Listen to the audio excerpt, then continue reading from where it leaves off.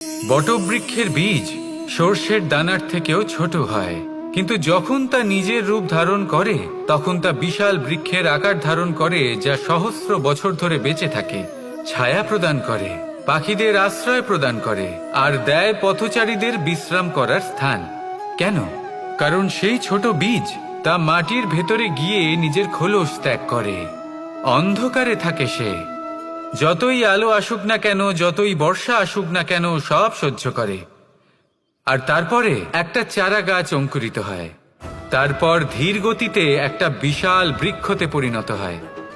দেখুন, জীবনে কঠিন সময় আসে, এই জন্য নয় যে আপনি হার মেনে নেবেন, এই জন্য আসে যাতে আপনি ভবিষ্যৎ নির্মাণের জন্য নিজেকে তৈরি করতে পারেন।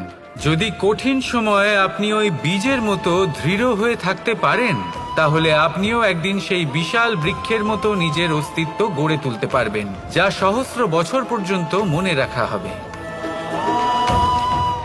আসুন আমার সাথে ভালোবেসে বলুন, রাধা রাধা।